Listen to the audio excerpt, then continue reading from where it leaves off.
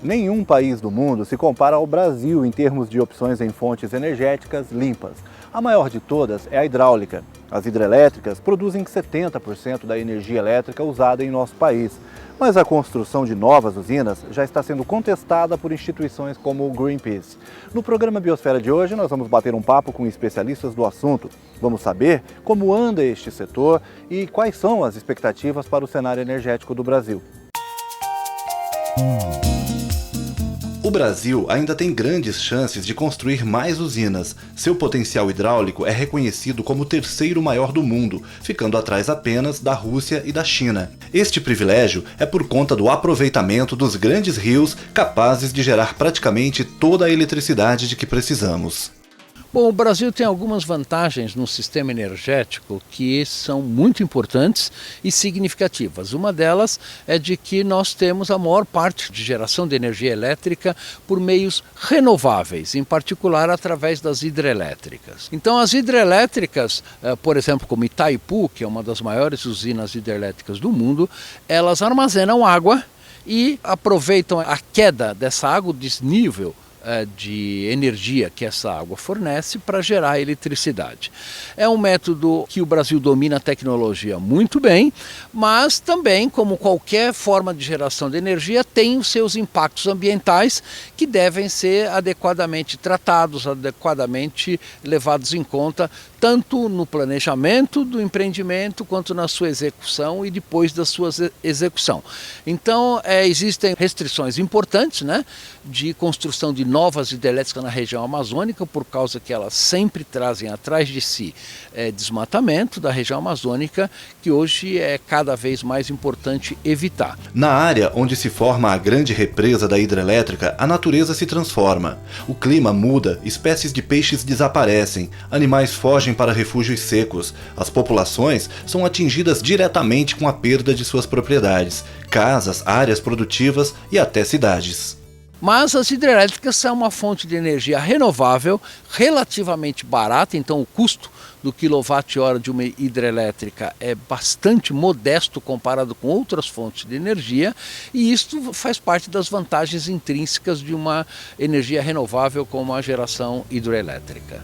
A construção de uma usina hidrelétrica é complexa, demorada e custa caro. O funcionamento tem como princípio básico usar a força de uma queda d'água para gerar energia elétrica. O processo também gera curiosidade.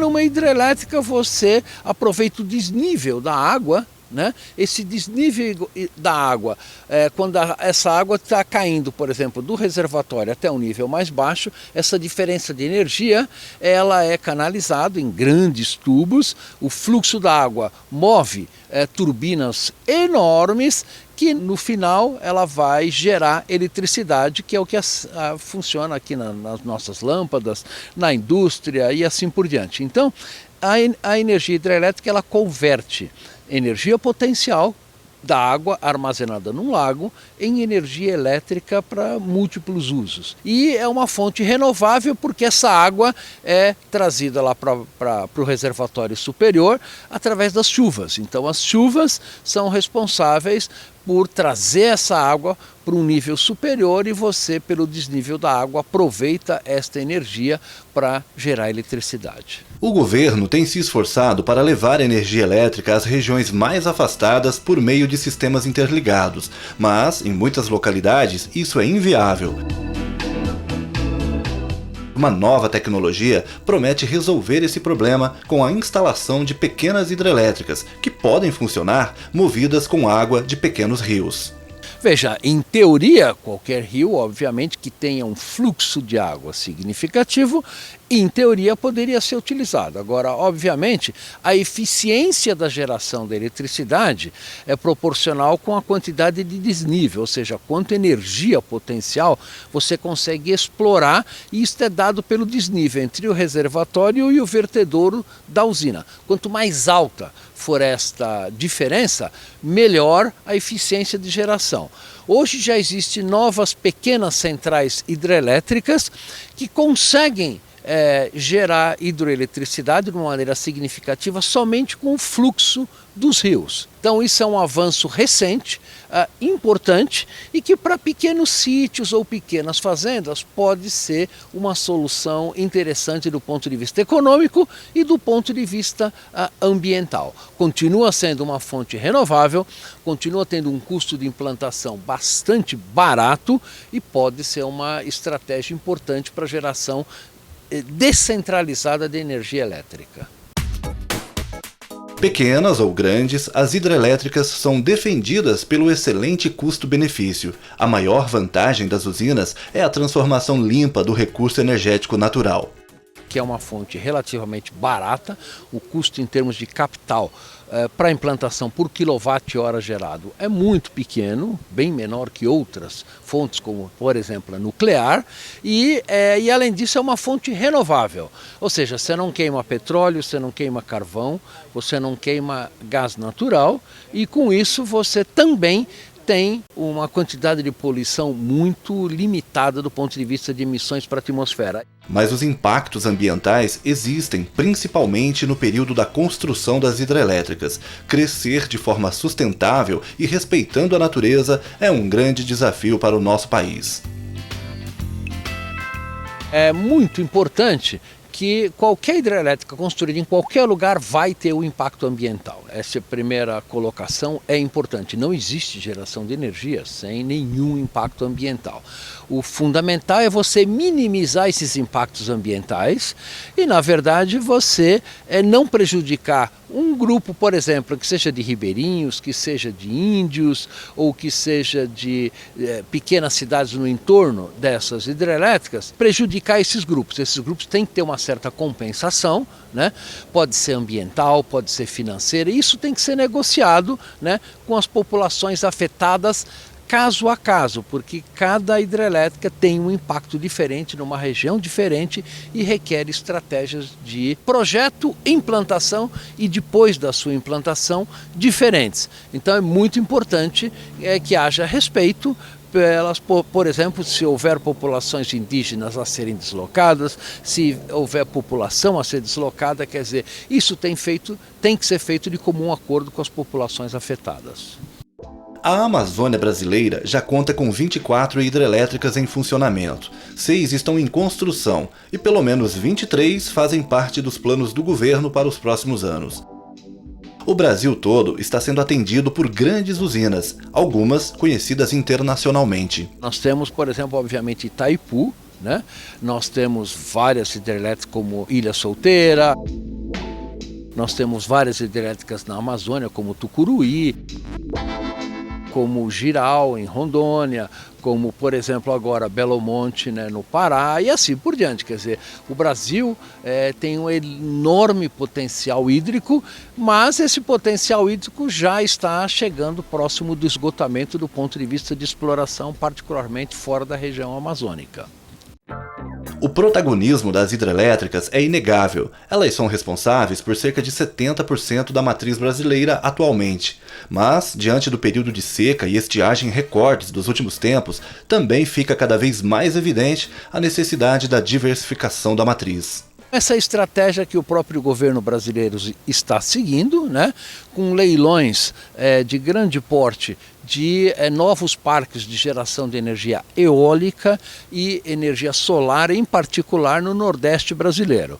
O Brasil possui um potencial enorme de geração de energia eólica e solar, ainda muito subutilizado. Portanto, é importante que que o governo diversifique as fontes de energia, mas isso também tem que ser feito com uma série de medidas em paralelo. Por exemplo, não adianta você gerar essa eletricidade no Nordeste e consumi-la no sul do Brasil. As perdas por transmissão são enormes, então é muito importante que isso seja acompanhado de incentivos para a descentralização industrial do Brasil. Então a política industrial tem que ser feita de acordo com a política energética brasileira, para evitar perdas de eficiência no sistema.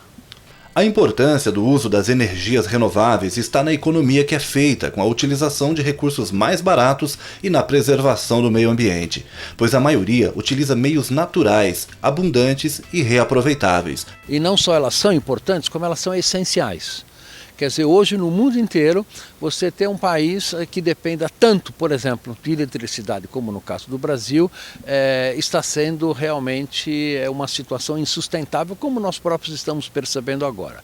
Então você tem que diversificar, em particular no caso brasileiro, explorar adequadamente o potencial de energia eólica, o potencial de energia solar que temos, e isso é absolutamente estratégico para o país ser competitivo ao longo das próximas décadas. E com menor emissão de gás de efeito estufa. As termoelétricas, além de terem um preço muito alto, tem um preço ambiental caríssimo, porque nós vamos ter que gastar muitos trilhões de dólares para você combater a questão do aquecimento global. Felizmente, a energia eólica e a energia solar, e em parte a energia hidrelétrica, realmente não tem esse problema, então o Brasil tem que ser esperto e explorar as suas vantagens estratégicas de maneira adequada nas próximas décadas. Daqui a pouco vamos continuar falando sobre o potencial energético brasileiro e os impactos ambientais das hidrelétricas. Você vai ver que a principal fonte energética do país já encontra resistência para a construção de novas usinas. Será que esse modelo já está saturado? Tudo isso num bate-papo com Tiago Almeida, da campanha de Clima e Energia do Greenpeace Brasil. Voltamos já.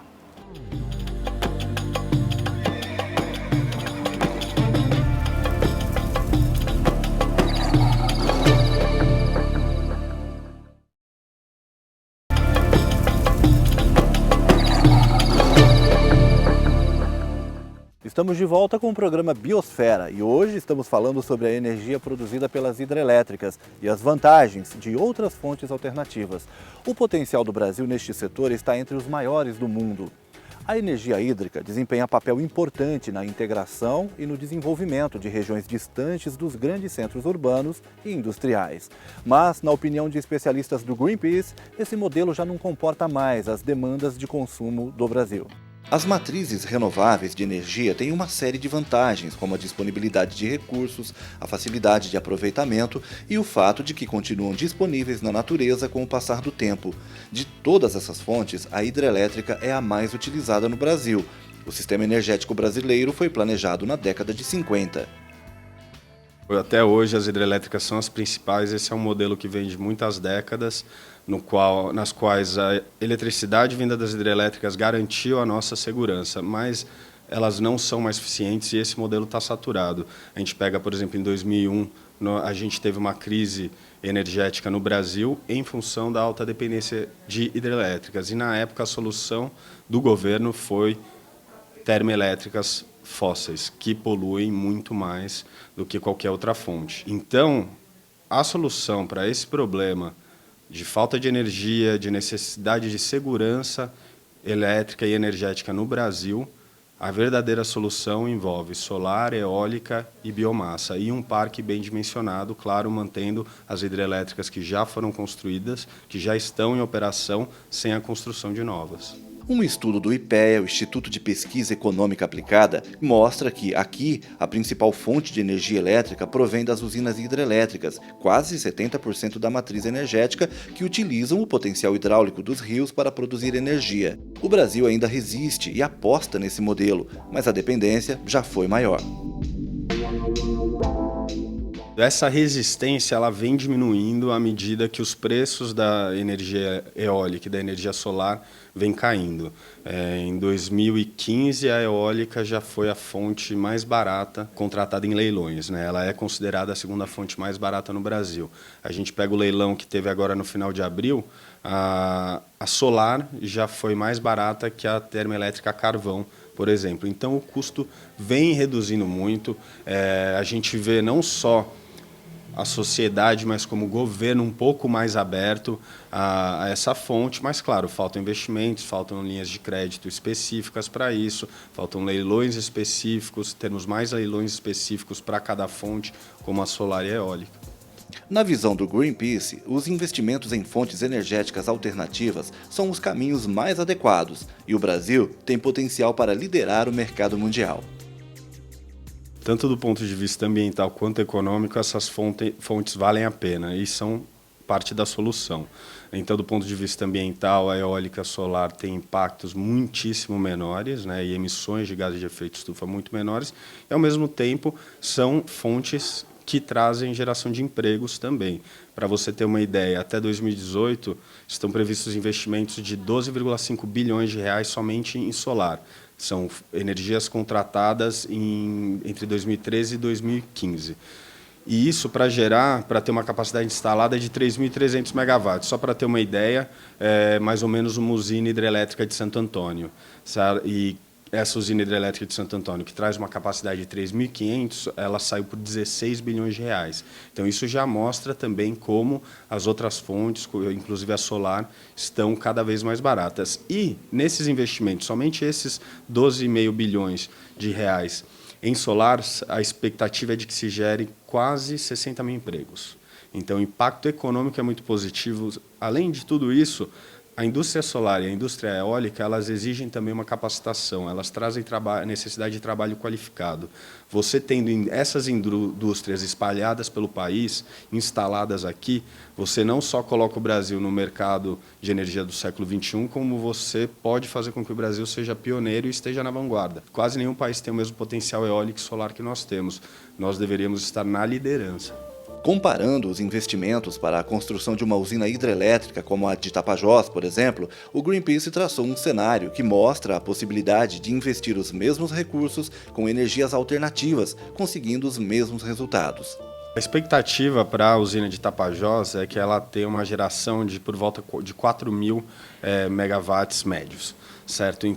E o custo previsto dela é 28 bilhões de reais. Importante dizer que, historicamente, as usinas hidrelétricas sempre custam mais do que originalmente prometidas.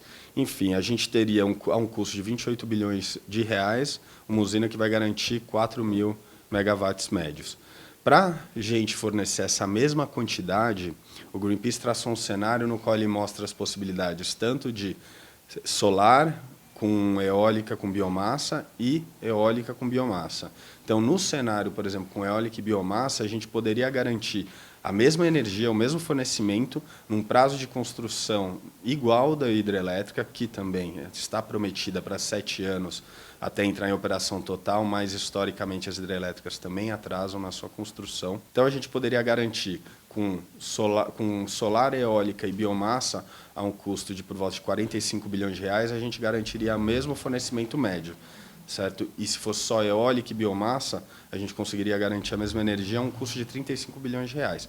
O que é importante ressaltar disso? Que o custo dessas tecnologias, como eólica e solar, vem caindo e vai seguir caindo. Então, essa estimativa do Greenpeace, de 35 bilhões de reais para eólica e biomassa e 45 para solar, eólica e biomassa, ela pode cair. O custo total não só pode, como deve cair, porque a gente vê não só os custos caindo, como a eficiência energética da solar e da eólica aumentando. O Greenpeace reconhece a importância que as usinas hidrelétricas tiveram para o país, mas a construção de novas unidades não são mais necessárias. O processo de construção é muito impactante, principalmente nas comunidades indígenas. As perdas vão muito além das casas nas regiões alagadas. Em primeiro lugar, a expectativa é de que quase 400 quilômetros quadrados serão alagados, né? E dessa área alagada, uma parte vai ser o território dos índios Munduruku, da etnia Munduruku. Essa área que vai ser alagada é uma área de extrema importância para a sobrevivência dos próprios índios, porque eles vivem da coleta de frutas, da caça e estão adaptados àquela região. Então, o alagamento do reservatório para a usina hidrelétrica de São Luís do Tapajós vai destruir berçários importantes, vai corredeiras de água, tem lugares que são berçários importantes não só para peixes, como para animais que os indígenas caçam. Então, o impacto, a ameaça à população indígena é grande, porque você pode ter desde extinção de espécies, como você pode ter uma redução na população dessas espécies das quais os Munduruku dependem. E lá não é só uma questão de sobrevivência, a comida, o alimento que eles têm, a moradia, é também cultural. Lá nessa região nós temos locais sagrados dos indígenas, onde eles têm ancestrais enterrados, lugares de culto. Então a ameaça é também a cultura deles. Essas pessoas estão há séculos vivendo naquele ecossistema, naquele ambiente, naquela região. A vida deles está intrinsecamente ligada ao local onde eles moram. Então eles não seriam só afetados na forma de subsistência, na forma de sobrevivência deles, mas também culturalmente. Eu posso fazer um comparativo, por exemplo, em relação a Fukushima, ao desastre de Fukushima. Foram mais de 100 mil pessoas que foram evacuadas da região. E um dos impactos negativos que mais se fala agora, que começou a falar, que as pessoas começaram a falar, são os impactos psicológicos sobre as pessoas. Por quê? Porque você simplesmente muda toda uma estrutura familiar, de amizades, toda uma estrutura que ela está acostumada a vida toda, a vida que ela viveu, as pessoas que ela viveu, o lugar onde ela viveu, e você muda isso. Então, eu acho que é uma boa analogia a Tapajós. Você vai ter um impacto, inclusive, psicológico sobre os índios. O Greenpeace contratou cientistas especializados para realizar um mapeamento e um estudo sobre os possíveis impactos ambientais que a construção da usina de Tapajós causariam em toda a região. Eles fizeram um estudo a partir disso, que mostrou as inúmeras falhas e mostrou como não é um estudo que identifica todos os problemas e muito menos traz mitigações, certo? Então, esse foi um primeiro momento. Nós fizemos, inclusive, um relatório que foi publicado sobre as falhas do EIA-RIMA, certo? Num segundo momento, a gente criou essa campanha internacional, que não é só no Brasil, é em outros escritórios do Greenpeace, porque percebeu-se a importância, a relevância dessa questão para a Amazônia, para o Brasil e para o mundo. Começamos essa campanha para pressionar empresas, governos a não participar da construção da usina. Como as pessoas podem nos ajudar? Por exemplo, nós temos uma petição. Assinando essa petição, compartilhando com amigos, compartilhando nas mídias sociais, fazendo barulho, tudo isso já nos ajuda. É muito importante que a sociedade, que a população conheça realmente o que é essa usina, o que é o projeto, quais são os impactos negativos e, principalmente, quais são as soluções que nós já temos. Então, compartilhando isso, as pessoas já nos ajudarão muito.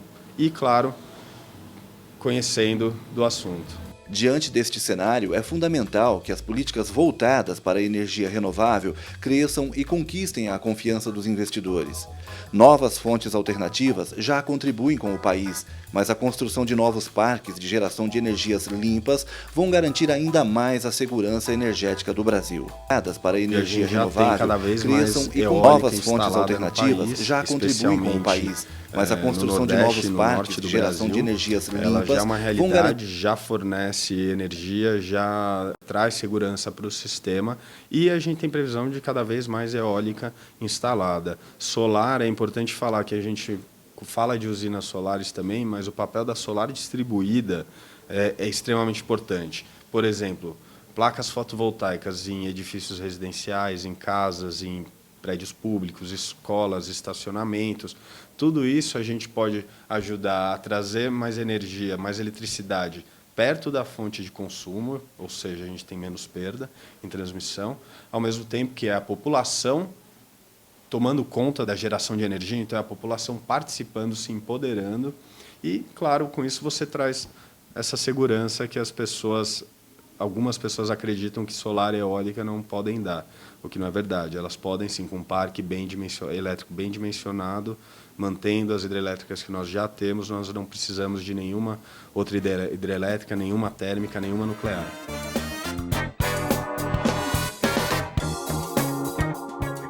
Como vimos, a energia gerada pelas hidrelétricas ainda é a principal fonte que abastece a nossa matriz. Mas não há como negar, uma nova era de energia renovável já começou no Brasil. E o meio ambiente agradece. Até o próximo programa.